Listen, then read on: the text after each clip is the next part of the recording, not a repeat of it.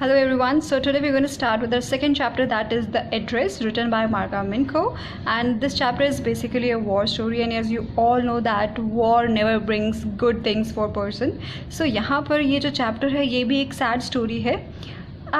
Before we start with the story and summary, I wanted to tell you the theme of the chapter, that is existentialism. This is a very important term and I don't think that you ever heard of it. So what existentialism is? जो existentialism means surviving for the identity, surviving to being an individual. हर इंसान individual होता है, जैसे कि हम कहते हैं हर इंसान की जो आइडेंटिटी होती है, हर एक रेस की भी आइडेंटिटी है, रिलीजन की. तो यहाँ पर क्या है, वो जो लोग हैं जिनको अपनी आइडेंटिटी के लिए लड़ना पड़ा था, उनके लिए, उनके बारे में ये स्टोरी है. आइडेंटिटी से अगर मैं एक और चीज़ आपको बताऊं, तो जब इंडिया की पार्टीशन हुई थी तो वहाँ पर क्या हुआ था कि ये कहा गया था कि मुस्लिम्स हैं जो पाकिस्तान में जाएंगे और बाकी जितने भी सिख्स हैं वो हिंदुस्तान में आ जाएंगे. पर उससे पहले उन लोगों को नहीं पता था कि कौन पाकिस्तानी है कौन हिंदुस्तानी है. तो दे वर facing this problem, existentialism. They are surviving for their identity. They don't know that where they actually belongs, because उनकी जितने भी उनके घर थे वो तो जहाँ वो पहले रहते थे वहाँ पर थे, नई जगह में तो वो क्या कर रहे थे, सर्वाइव कर रहे थे. सो ये जो चैप्टर है ये भी एक वॉर स्टोरी ही है और ऐसे कुछ हम इसमें पढ़ेंगे. Okay, so let's start with the chapter then.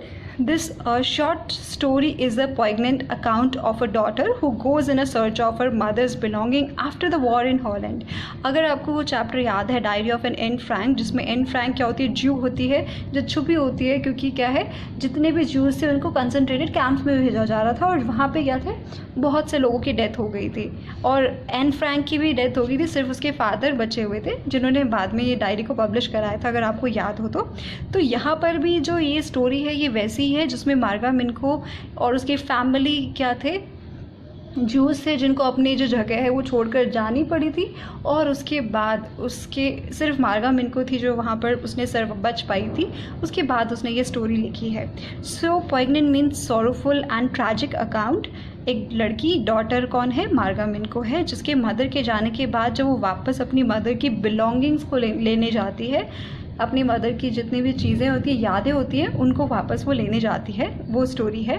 When she found them, objects revoke memory of her in earlier life. जब वो उन चीज़ों को देखती है तो उसकी जो अर्लियर लाइफ होती है उसकी सारी मेमोरीज उसको याद आती हैं.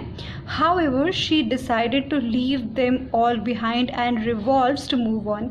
ये जो चैप्टर की एकदम ब्रीफ में बता दिया यहाँ पर कि फाइनली जब वो चीज़ों को देखती है तो उसकी मदर की उसको याद आती है, बट फाइनली वो क्या डिसाइड करती है, उन सब चीज़ों को छोड़ने के लिए अपने साथ वो नहीं लेके जाती है.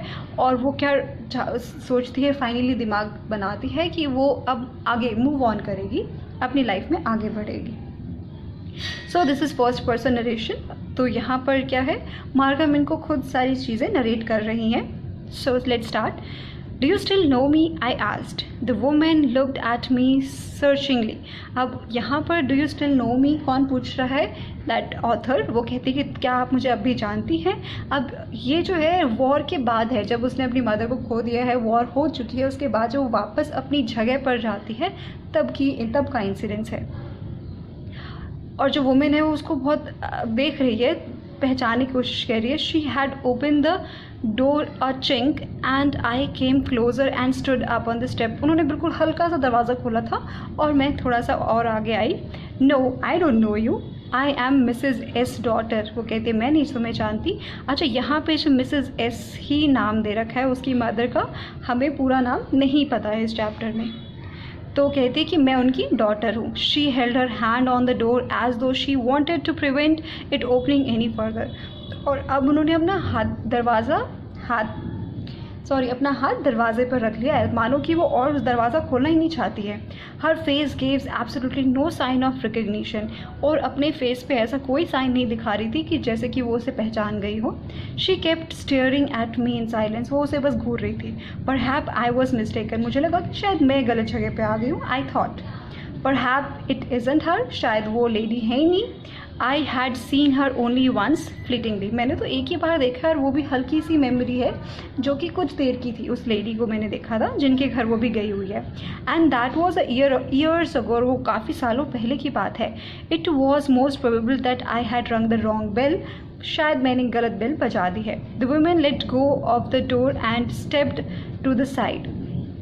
शी वॉज, अब जैसे उसने थोड़ा सा दरवाजे को खोला और जैसे वो थोड़ा सा साइड में आई तो she was wearing my mother's green knitted cardigan. अब यहाँ पे थोड़ा सा इम्पॉर्टेंट है कि उसने उसके मदर की बनाई हुई बुनी हुई कार्डिगन पहनी हुई थी, जिससे उसे याद आ, अब तो उसे थोड़ा सा श्योरिटी हो जाती है कि नहीं वो गलत जगह पे नहीं आई है।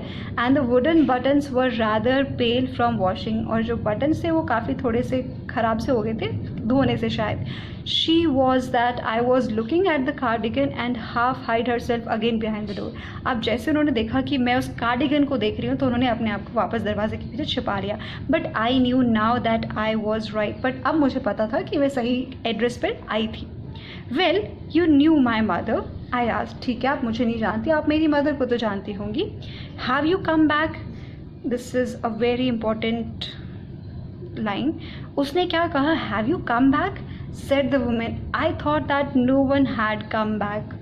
अब यहाँ पर she was not at all happy, वो उनके नेबर रह चुके थे और जिसकी वॉर में उनकी काफ़ी फैमिली सभी काफ़ी लोगों की डेथ हो गई थी। तो उसने क्या कहा, she was in a shock कि क्या तुम वापस आ गए हो, और मुझे लगा था कि कोई नहीं बचेगा, कोई वापस नहीं आएगा, that what she was expecting. उसके बाद हमारे जो ऑथर ने क्या कहा, ओनली मी, सिर्फ मैं ही हूँ जो वापस आई हूँ।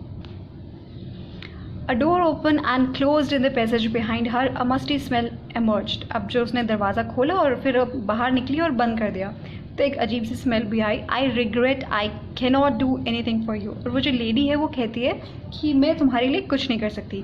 I have come here specially on train. I wanted to talk to you for a moment. वो कहती है कि मैं स्पेशली यहाँ पर आई हूँ, मैं आपसे कुछ देर बात करना चाहती हूँ। It is not convenient for me now, said the woman. I can't see you another time.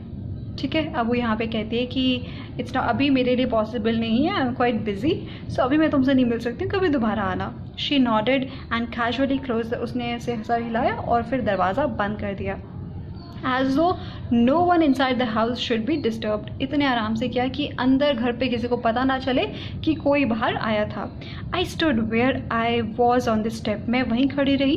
The curtain in front of the bay window moved, और जो डोर के साइड में एक विंडो थी वहाँ से वो कर्टन थोड़ा सा हटता है, मानो कोई देखना चाह रहा है कौन आया हुआ है। Someone stared at me and would then have asked what I wanted, and पूछना चाहता है कि उसे मुझे क्या चाहिए। Oh nothing, the woman would have said it was nothing, और अंदर जो लेडी है उसने जाके क्या कहा, अरे कुछ नहीं है, ऐसे कोई आया होगा, just let it be. I looked at the name plate again, और फिर से मैंने नेम प्लेट पे देखा जिस घर पे वो गई थी, वो घर किसका था, डॉर्लिंग। सो जिस घर पे वो गई थी जो उनकी नेबर थी उनका नाम क्या था, Darling. It said in black later on white animal, black letters में लिखा हुआ था वाइट बैकग्राउंड पे। So and on the XAMPP a bit higher and the number 46, number house number क्या था, 46। एक जहाँ पे आपने देखा होगा घर पे जो साइड में जो पोल्स होते हैं उस पर नेम प्लेट होती है ऊपर की तरफ थोड़ी सी, वैसे ही। As I walked slowly back to the station, I thought about my mother, who had given me the address years ago. जब मैं वापस अब जाने लगी, लेडी ने तो बिल्कुल मना कर दिया था मुझसे बात करने के लिए भी, ना ही मुझे अंदर घर पे बुलाया। तो जब वो वापस जा रही थी तो वो सोच रही थी, जब उसकी मदर ने उसे ये एड्रेस दिया था काफ़ी साल पहले, it had been in the first half of the war, जब वॉर चल रही थी उसके फर्स्ट हाफ की बात है। I was home for years few days and it struck me immediately that something or another about the room had changed. अब मैं घर पे काफ़ी टाइम बाद आई थी और मैं जैसे ही आई तो मुझे बस एकदम से दिमाग में हिट हुआ कि घर में कुछ ना कुछ बदलाव हुआ है। आपका भी अगर पर्सनल रूम है तो अगर उसमें से एक सिंगल चीज़ भी गायब हो जाती है तो आप उसे झट से नोटिस कर लेते हैं, तो वहाँ पे उसके साथ भी यही हुआ। आई मिस्ड वेरियस थिंग्स, मेरी बहुत सारी चीज़ें गायब थी। So my mother was surprised, I should have noticed so quickly, मेरी मदर सरप्राइज होगी कि कैसे मैंने इतनी जल्दी सब वो जो एक छोटा सा चेंज था वो भी नोटिस कर लिया। Then she told me about Mrs Dorling. तब मुझे उन्होंने मिसेस डॉर्लिंग के बारे में बताया। I had never heard of her but apparently she had an old acquaintance of my mother. मैंने उनके बारे में से पहले सुना नहीं था, मगर वो हमारी काफ़ी थोड़ी पुरानी पड़ोसन थी। एक्वेंटेंस मतलब जो उनके आसपास रहती थी। whom she hadn't seen for years, उन्हें काफ़ी टाइम से मिली नहीं थी। And she had suddenly turn up and renewed there contact, जो कुछ सालों बीच गायब रही थी और एकदम से वापस आ गई थी और उनके जो कॉन्टैक्ट से फिर से ताज़ा हो गए थे। Since then she had come regularly, और तब से वो हमारे घर पर रेगुलरली आया करती थी। Every time she leave here she take something home with her, said the mother. अब वो कहती कि जितनी बार वो घर पर आती थी कुछ ना कुछ अपने साथ लेकर जाती थी, उसकी मदर ने बताया। She took all the table silver in one go. अब उन्होंने क्या है, पूरे जो उनके टेबल पे जो सिल्वर रखी हुई थी, that means crockery, silver spoon और जो उनके पास जो चीज़ें थी वो एक ही बारी में सारी की सारी चम्मचें ले गई थी। And then the antique plates, और नेक्स्ट टाइम में एंटीक प्लेट्स जो काफ़ी पुरानी होती है, कॉपर की या फिर और किसी उसकी, एंड दैट हंग देयर, जो वहाँ पर रखी हुई थी। And had trouble lugging those large vases, और उसके बाद जो लार्ज वेसेस उनके पास थे उनको ले जाने में से थोड़ा ट्रबल हो रहा था, मगर एक एक करके वो उनका सारा सामान लेते जा रही थी। My mother Shuk her head पिटिंगली, और उसकी जो मदर है वो अपना सर हिला रही थी। ये यहाँ पर क्या है, पिटिंगली मतलब दे वर होपलेस, दे वर हेल्पलेस। अब उनको क्या लग रहा था कि अब वो जहाँ पर भी, अगर यहाँ पे तो रह नहीं सकते तो अपने साथ वो सारा सामान लेके नहीं जा सकते, तो वो क्या कर रहे थे, अपने पड़ोसियों पर ट्रस्ट कर रहे थे कि ये हमारा जो मिसेस डॉर्लिंग है उन्होंने भी उसे कहा था कि आप जब वापस आओगे तो आप मेरे से सारा सामान वापस लेके जा सकते हो। मगर जो मिसेस डॉर्लिंग थी थोड़ी सी सेल्फिश लेडी थी। So I would never have dared ask her. She suggested it to me herself. अब उसने क्या कहा, उसकी मदर ने क्या कहा कि मैंने इसे नहीं कहा, मैंने तो पूछा भी नहीं कि तुम मेरा सामान रखोगी। ये तो उनकी राय थी जो उन्होंने मुझे दी थी। उन्होंने ही कहा था कि तुम जा रही हो तो उससे पहले ये जो अपना सामान है मुझे दे जाओ ताकि मैं संभाल के रखूँ। बट जैसे कि आपको पता है, जब उसने पूछा हैव यू कम बैक, तो means she was not expecting any one, वो उसको लग रहा था कि वापस कोई नहीं आएगा। Okay, so she even insisted, in fact suggested नहीं किया, इंसिस्ट किया, मतलब मुझे फोर्स किया कि वो मुझे ही दे दे अपना सामान। She wanted to save all my nice things. If we have to leave here, we shall lose everything, she says. उसके बाद उसने क्या कहा कि वो उनको संभाल के रखे कि अगर उन्हें ये जगह छोड़कर जानी पड़ी तो शायद वो अपनी सारी चीज़ें खो दें। She says, उसने ऐसा कहा। Have you agreed with her that she should keep everything? I asked, क्या आप सच में अग्री होगी कि वो हमारी सारी चीज़ें संभाल के रखेगी? As if that's necessary, my mother cried. और उन्होंने कहा कि क्या फ़र्क पड़ता है, ज़रूरी नहीं है कि हमारा सामान सेफ रहेगा या नहीं रहेगा, फ़िलहाल हमें अपने बारे में सोचना है। It would simply be an insult to talk like that and think about the risk she is running. और उसने क्या कहा, अगर मैं उन्हें ऐसा कहती, अगर मैं मना करती तो एक इंसल्ट होती उनके लिए, और अब अपने बारे में सोचो क्या चल रहा है, देखो किस risk. Each time she goes out of door with a full of suitcase or a bag. और वो जो मिसेस डॉर्लिंग थी जितनी बार भी घर से बाहर जाती थी एक सूटकेस या बैग भरा हुआ लेकर जाती थी। Okay, my mother seem to notice that I was not entirely convinced. अब मेरी जो मदर है उन्होंने देखा कि मैं उनकी बातों से कन्विंस्ड नहीं थी, कि सिर्फ यही एक वे आउट थोड़ी था। And she looked at me reprovingly and after that she spoke no more, we spoke no more about it. और उसके बाद वो मेरी तरफ ऐसे देख रही थी मानो मुझे क्या है,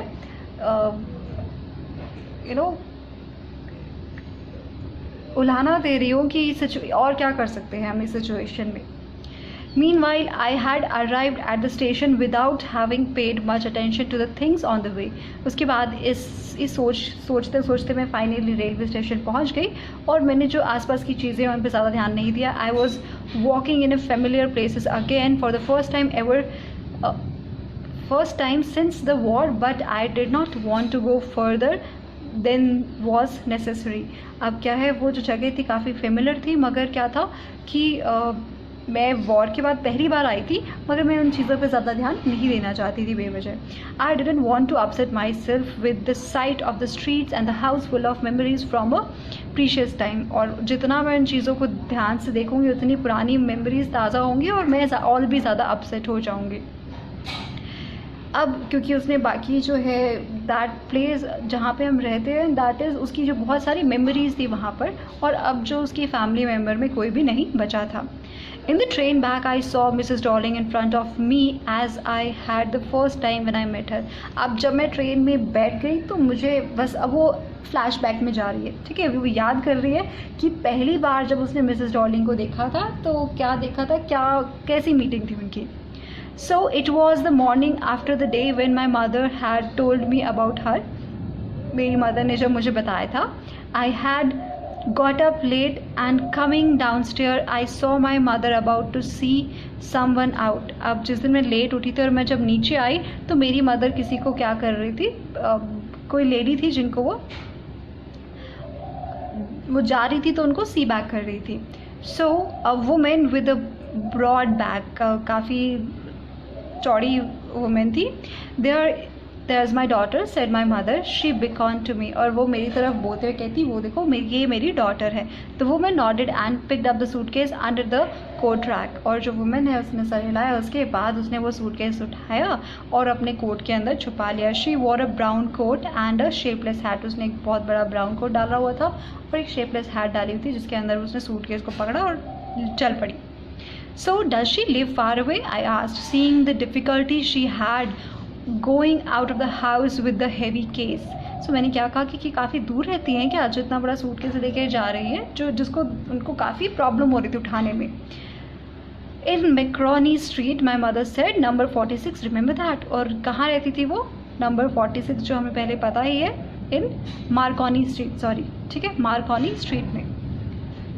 I had remembered it, but I had waited a long time to go there. मुझे याद था और मैंने काफ़ी टाइम वेट किया था। Initial after the liberation, war के बाद, फ्रीडम के बाद, I was absolutely not interested in all that stored stuff and naturally I was also rather afraid of it. अब जब उसको फाइनली क्या था, चीज़ें ठीक हो गई थी वॉर के बाद, अब उसे फ्रीडम थी कि वो उस जगह पे वापस जा सकती थी, तो पहले तो वो इंटरेस्टेड ही नहीं थी वहाँ जाने के लिए, क्योंकि पहला जो था कि वो एक तरफ से तो डर रही थी कि जैसे वो उन चीज़ों को दोबारा देखेगी तो उसकी सारी मेमोरीज वापस आ जाएंगी। Afraid of being confronted with the things that had belong to a connection that no longer exist, इसको अंडरलाइन कर लो, उसको दोबारा फेस करना उन चीज़ों को जिनके साथ उसका कनेक्शन जुड़ा हुआ है, तो that will obviously upset him. तो इसलिए वो क्या था, वहाँ पर नहीं जा रही थी अभी तक। which were hidden away in her cupboards and boxes and waiting in vain until they were put up back in their places again. और जो बॉक्सेस में जो सामान रखा हुआ था जो पुराना, वो जैसा मानो वेट कर रहा है कि कब कोई वापस आएगा और उन्हें लेकर वापस उनकी जगह पर रख देगा। Okay, which had endured all those years because they were things. अब यहाँ पे चीज़ों के लिए भी, चीज़ों के साथ भी इमोशंस अटैच किए गए हैं, और बेचारे जो चीज़ें हैं, जितने भी वो जो लेडी उनके घर से लेके गई थी, उन्होंने भी तो सफ़र किया है। एंड्योर्ड मतलब सफ़र इतने सालों तक, क्योंकि वो भी अपनी जगह पे वापस जाना चाहते थे जहाँ वो एक्चुअल में जिससे वो बिलोंग करते थे। But gradually everything become more normal again, but धीरे धीरे समय के साथ सब नॉर्मल होता गया। bread was getting to be the lighter color and there was a bed you could sleep in unthreatened. अब मतलब पहले क्या था, उनको स्ट्रगल करना पड़ता था अपने खाने के लिए, वो चीज़ भी कम हो गई थी। अब फाइनली क्या है, there was a bed you could sleep in unthreatened, मतलब अब ये डर नहीं था कि आपको अपनी जगह छोड़कर जानी पड़ेगी या फिर आपको कोई मार देगा, ये सब ख़त्म हो गया था।